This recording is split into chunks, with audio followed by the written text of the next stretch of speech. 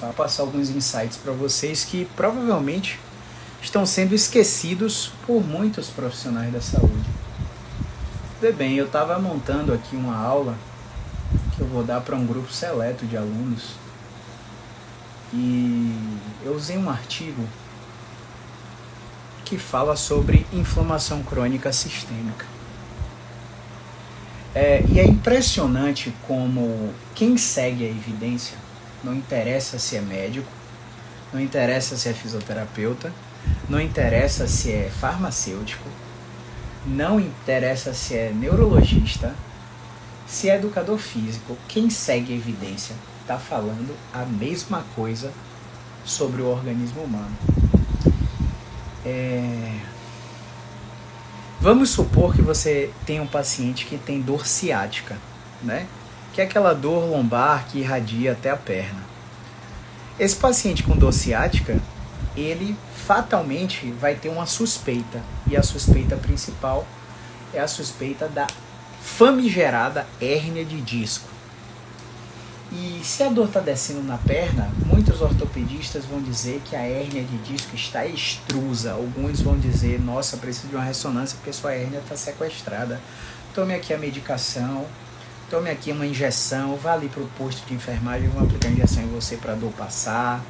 Né? Aquelas coisas confortáveis que todos os pacientes gostam de ouvir, mas a verdade é que a zorra não vai passar ali. E se passar vai ser um caso de sorte, tá? E por que eu estou falando isso? Porque o contexto é comumente negligenciado nos casos complexos de dor crônica. Por exemplo, a história desse paciente que está com a dor ciática, né? A dor lombar irradiada na perna.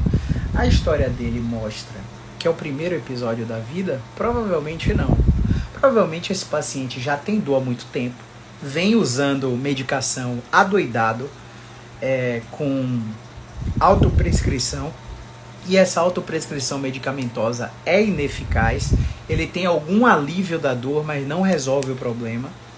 Aí ele vê com o vizinho que tomou uma injeção milagrosa chamada Diprospan, ele vai lá, infiltra a Diprospan na farmácia da esquina, se sente um milagre porque fica 3, 4, 5 dias sem dor. Quando a dor volta, o bicho está pegando, ele fica viciado na injeção, começa a tomar corticoide oral, começa a tomar analgésico. Aí vai numa emergência que não examinam ele, passam uma ressonância e acharam a hérnia de disco. Só que esse paciente também, ele está numa situação crítica porque ele já teve infecções recidivantes. Por exemplo, se for mulher, infecção urinária. Né? Teve infecção urinária recidivante, infecção do trato urinário. Esse cara já teve infecção intestinal, já internou por causa disso. Esse cara tem algum sinal de que o estilo de vida dele não é adequado. O cara trabalha de manhã até de noite, para em drive-thru para comer, não come vegetais, não come frutas. Enfim, a alimentação é completamente desregulada. Né? Esse cara já está na meia-idade, está lá entre 4 e 50 anos. Ele tem um histórico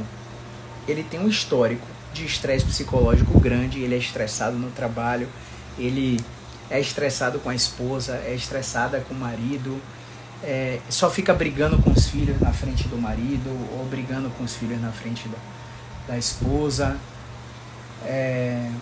Ele tem uma comunicação completamente autoritária.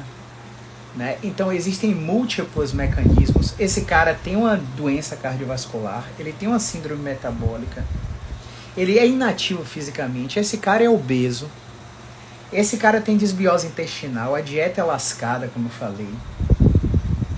Ele sofre com... Ele tem um comportamento de isolamento social e estresse crônico, ele tem perturbação do sono, ele está com osteoporose avançada e tem sarcopenia, ele tem alguma doença neurodegenerativa,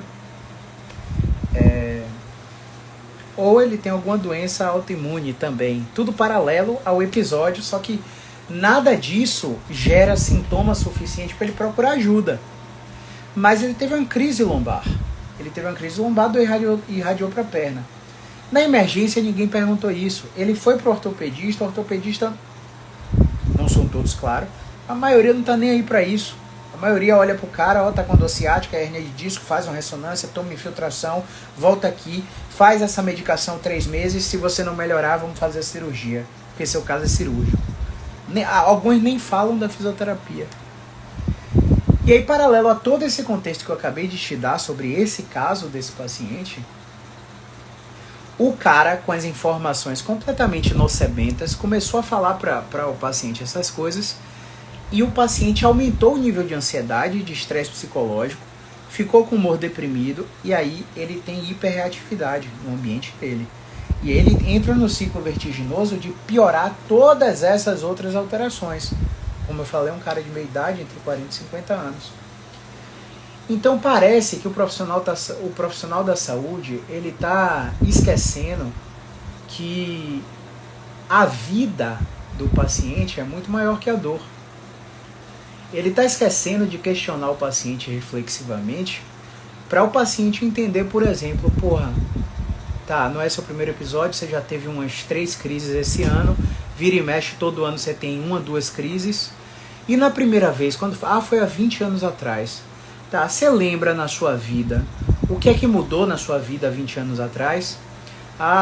Eu, por exemplo, não precisava de nada, meus pais tinham a responsabilidade total sobre o lar, e aí meus pais ficaram doentes, eu me vi como o provedor da família, e como provedor da família a carga de responsabilidade sobre mim subiu demais, eu fiquei aumentando meus níveis de estresse, comecei a trabalhar em 2 empregos porque tinha que pagar as contas. Você entende o diabo do contexto acontecendo aí? Sobrecarga de responsabilidade, percepção de esforço dado versus recompensa recebida, tempo para o autocuidado, tempo para a própria saúde. O que é que você faz de lazer? Eu assisto filme. Pera aí, tudo bem, assistir filme é lazer, mas o que é que você faz de lazer além de assistir filme? Você gosta de ir para uma praia? Você gosta de sair para dançar? Você gosta de visitar lugares? Mas eu não tenho dinheiro para viajar. Não estou falando de viajar não, sua própria cidade tem vários lugares legais para conhecer. Como é seu nível de atividade? Você fica sentado o dia todo? Você mora em prédio, apartamento, em prédio. Em que andar você mora? 8º andar. Você usa escada? Não, só usa o elevador. Tá. Você tem relógio inteligente? Não. Tem um celular. Deixa eu ver sua quantidade de passos no celular. Quer dizer que a sua média nos últimos 24 meses foi de 2.000 passos por dia, ou seja, você é completamente sedentário. Você está com fator de risco para mais de 380 doenças. E a primeira coisa que a gente tem que fazer com você é controlar o seu estresse e aumentar o seu nível de atividade física. Eu não estou falando de exercício ainda. Agora eu preciso que todos os dias você comece a subir 4 andares de escada. E na semana 2 você suba para 8 andares de escada. Eu preciso que você coloque o celular para despertar a cada hora, para você levantar da cadeira que você está sentado e ficar em pé por alguns minutos. Porque só de você transformar o seu gesto de trabalho, o seu tempo sentado em tempo de pé, você já tem um consumo metabólico de 700 calorias a mais do que você está acostumado.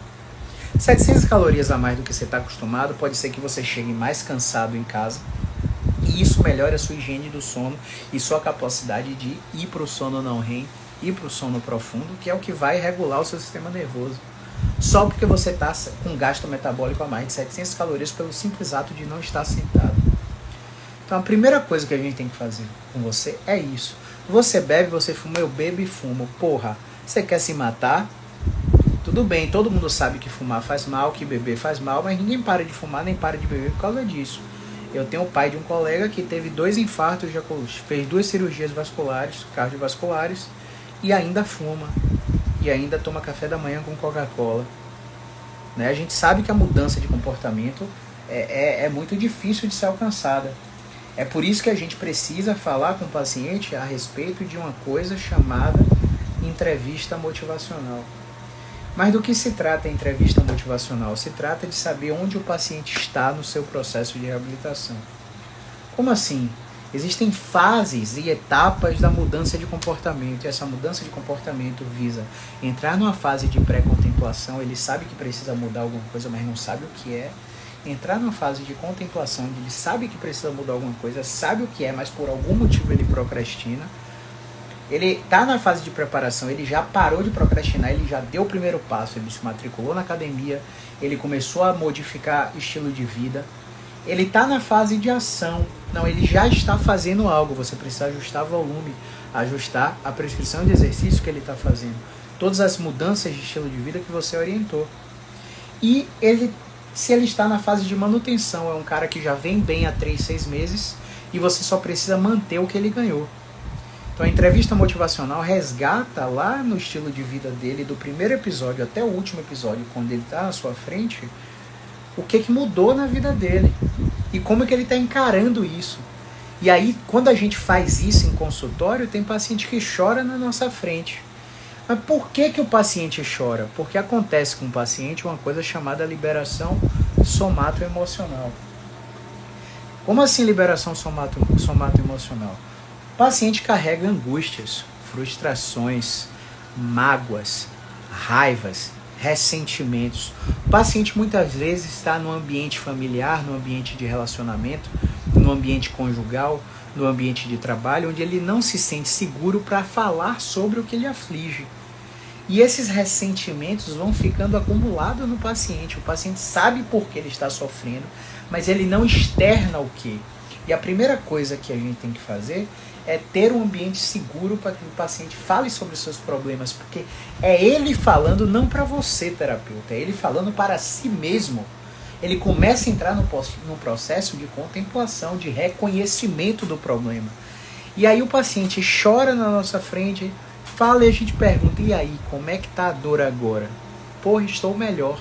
Como assim está melhor? Não fiz nada com você. Nada entre aspas, né? Só as perguntas certas no momento certo já é a intervenção, já é o tratamento que está começando ali. E aí o paciente, pô, eu tô melhor, não sei o que. Rapaz, como foi bom falar sobre o que te aflige, né? Como foi bom conversar com você, não é mesmo?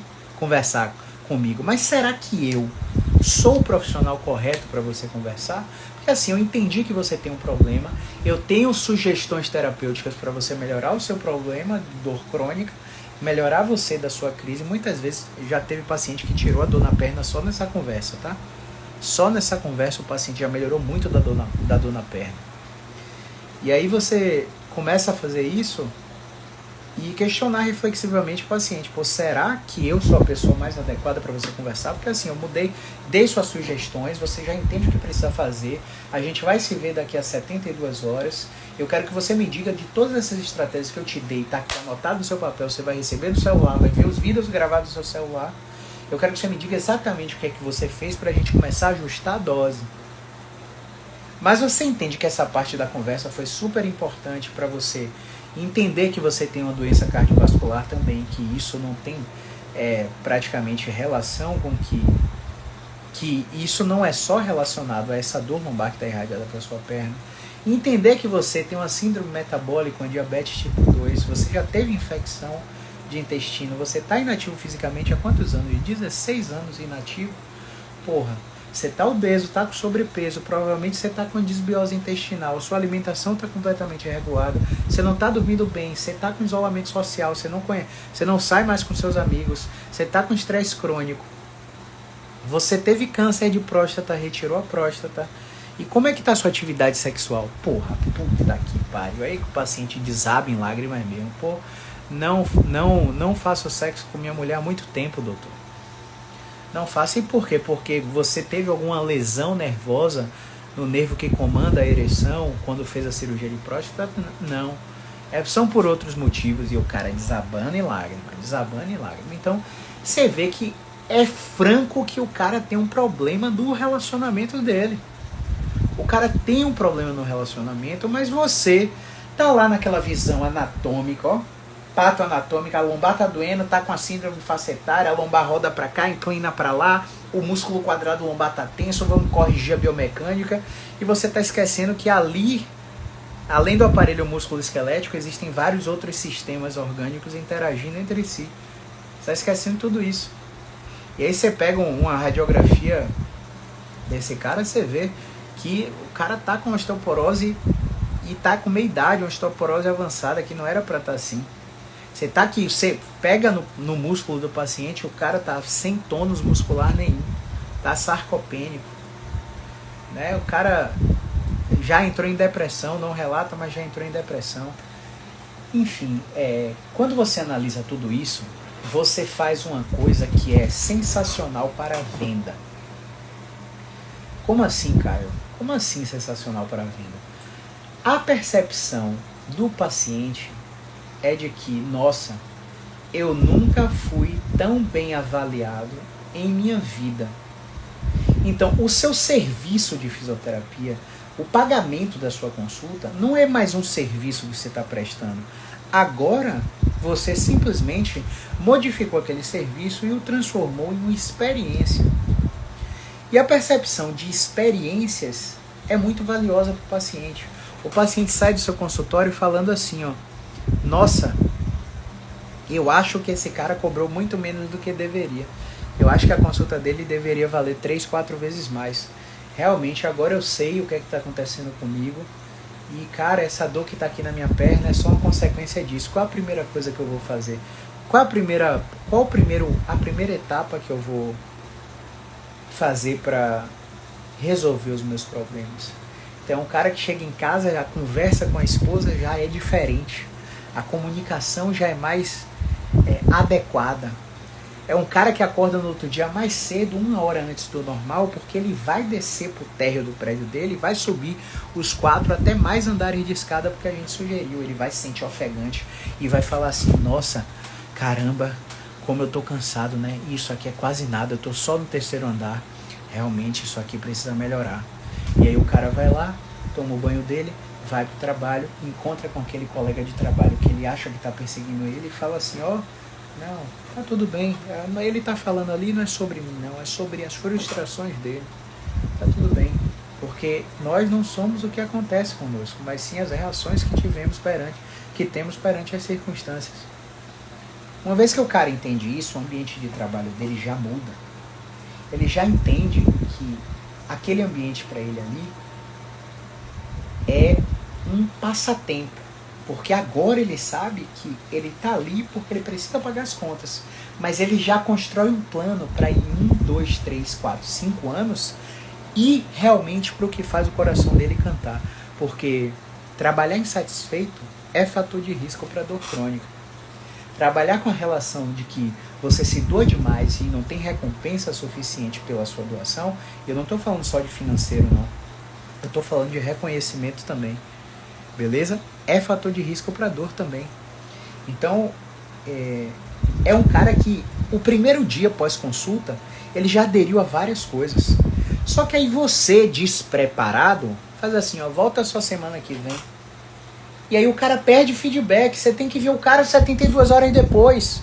Sabe por quê? Porque você precisa ter reforço positivo para aquele cara. Você precisa validar o que ele fez e falar para ele sobre a importância e o objetivo do tratamento. Porque o que ele fez é bom. Para manter entrevista motivacional. Para manter a motivação dele da fase de preparação para a fase de ação. Da fase de ação para a fase de manutenção. Saca? E aí esse processo de feedback contínuo, você começa a ver o empoderamento do paciente, o aumento da autoeficácia do paciente. E aí é um cara que até tá com dor na perna, mas a percepção de dor dele já é menor. O problema não sarou, mas você já fez uma mudança de desfecho só pela sua conversa. E essa mudança de desfecho é o que vai manter o paciente motivado a fazer o tratamento com você. Agora eu te pergunto, diante de tudo isso que você acabou de ouvir aqui, como é que você fala para o paciente, olha, você está vendo esse paper aqui? Esse paper é da maior revista médica do mundo, chamada The New England Journal of Medicine. Você está vendo aqui, olha, dor ciática, tratamento cirúrgico versus conservador. Você está vendo a duração do tratamento aqui? A duração desse tratamento é de 12 meses no mínimo. E a recuperação plena varia de 24 a 36 meses, ou seja, a gente tem 3 longos anos pela frente. Não quer dizer que você vai me ver nos 3 anos, mas no primeiro ano você precisa estar comigo. E os primeiros 3 meses você tem que vir toda semana. A partir do 4º mês você começa a vir a cada 15 dias, no 5º mês você vem a cada 3 semanas, no 6º mês você vem uma vez no mês e a gente fica assim até o mês 12. Durante esse 1 ano, a gente vai te ensinar exatamente o que você precisa fazer, as sugestões de mudança comportamental em todas as esferas, e se eu identificar que você teve uma estagnação da evolução, você vai precisar de um colega meu. que não trabalha aqui comigo, mas atende, a consulta dele é o mesmo valor que a minha. Por quê? Porque os pacientes que têm esse perfil têm estagnação da evolução da semana 6 para a semana 8, da semana 4 para a semana 6. E ali eu vou precisar que você esteja medicado, porque os exercícios, eles são dolorosos. E ninguém quer fazer exercício com dor. Só que para o seu caso, parece que você já entendeu o que precisa. O paciente fica só ouvindo assim. E aí, faz sentido? Não, realmente faz sentido sim. Então vê bem, tem paciente que em um ano faz 22 sessões, tem paciente que em um ano faz 16 sessões, tem paciente que em um ano faz 40 sessões. Por isso eu não te vendo a quantidade de sessões, eu te vendo o tempo de acompanhamento. E à medida que você for evoluindo, a gente vai aproximando e aumentando a frequência das visitas, ou afastando e diminuindo a frequência das visitas. O que você vai ter é a minha assessoria durante o primeiro ano. Porra, Caio, quanto é que custa a sua assessoria? No seu caso, a minha assessoria custa R$ 5.019. Você vai ter o tratamento por 12 meses e eu posso parcelar para você em até 12 vezes. O que é que você acha? Como é melhor para você? Se você pagar no Pix, eu ainda baixo o valor para X. Ou seja, você está diagnosticando o paciente, você está fazendo análise de contexto, você está fazendo entrevista motivacional, você está vendendo de forma muito satisfatória e íntegra. E você está vendendo o que o paciente realmente precisa e que ele não encontrou em lugar nenhum. Porque as clínicas de fisioterapia, porra, esse cara está fazendo que em um ano eu vou fazer 22 sessões. 22 sessões eu fiz só o mês passado naquela clínica ali. Se você está em clínica de fisioterapia com dor ciática, fazendo choquinho, alongamento, mobilização, tá fazendo infravermelho, manta térmica, ondas curtas, amigo, saia daí correndo. Você não vai para lugar nenhum. Eu sei que você paga seu plano de saúde, que ele é caro, mas não vale a pena. Sabe por quê? Você vai usar seu plano de saúde muito mais e você vai ter risco de cronificar um problema que pode ser tratado simplesmente, de uma forma muito simples, te dando autonomia, e você vai estar perdendo tempo. Você vai achar uma porrada de fisioterapeuta meia boca, de médico meia boca por aí, que vai te falar, não, mas a terapia TENS funciona assim, é porque não pode ser feito sozinho. E quem é que faz TENS sozinho, pelo amor de Deus? Ave Maria, como isso me dá nos nervos. Qual é a clínica de fisioterapia que faz TENS sozinho? O cara bota TENS com 10 pessoas lá, depois faz alongamento, depois faz exercício, depois... Não existe isso, meu amigo. Aparelho ligado e desligado é a mesma coisa. O TENS só funciona com um conjunto de exercícios se ele for feito diariamente e se o paciente comprar para aplicar em casa. E ele precisa aplicar por pelo menos 30 a 60 dias. E outra, o que é que você está propondo com a TENS? Habituação. Liberação de analgésico endógeno. Você não pode fazer isso com exercício, vai mandar o paciente pagar 500 mil reais no aparelho para ficar em casa, sendo que ele pode fazer coisas que atuam aqui, ó. Que atuam simplesmente aqui, ó. Cadê? Ó. Ele pode fazer coisas que atuam ali, ó. Atuam no problema cardiovascular, atuam na depressão melhorando o humor, atuam na regulação de doenças autoimunes, atuam na regulação de doenças neurodegenerativas, diminui osteoporose através do aumento da proliferação osteoblástica, tirando o cálcio do sangue, jogando o cálcio nos ossos, melhora a sarcopenia, melhora a qualidade do tônus muscular, melhora a capacidade funcional, diminui o impacto da imunossenescência, né? Diminui a síndrome metabólica, diminui o risco de infecção, diminui o perfil lipídico desse paciente que está com obesidade, que é sarcopênico, melhora o padrão da desbiose intestinal, incentiva o cara a melhorar a alimentação. O cara mais confiante, ele vai continuar isolado socialmente com estresse crônico, ele pode reagir melhor e diminuir o nível de hiperreatividade. É claro que o cara pode fazer isso, e tudo isso mediado por uma entrevista motivacional que você fez, que você, fisioterapeuta, fez. Você não é nutricionista, você não é médico, você não é educador físico, mas você domina uma coisa que é ferramenta de comunicação terapêutica.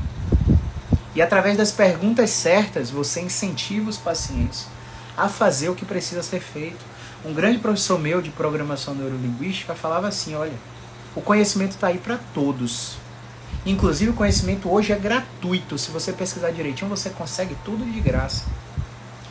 Agora você tem uma grande responsabilidade pelo poder de comunicação que você tem. Você pode usá-lo para o mal e convencer as pessoas a fazerem o que você quer para o seu próprio bem, ou você pode usá-lo para o bem e convencer as pessoas a fazer o que você gostaria que elas fizessem pela sua própria saúde, pela sua própria autonomia. E a partir disso, aquele paciente vai entender, caramba, eu fui em Caio, eu paguei caro. Mas no final do tratamento eu percebi que eu paguei foi barato. Porque a melhora que eu obtive no tratamento com o Caio foi muito maior do que todo o dinheiro dispensado em diversos... Caramba, fui pro Einstein, fui pro Sírio-Libanês, viajei para São Paulo, fui pro médico da seleção brasileira, fui pro médico de não sei aonde. Cara, só quando eu fiz o tratamento com ele que ele melhorou. E não quer dizer que eu sou o bambambam não, tá? Existem vários que utilizam as mesmas ferramentas que eu aqui. Só que não é evidenciado. Não está na mídia, não aparece na Globo, não aparece no jornal, entende? A gente precisa entender.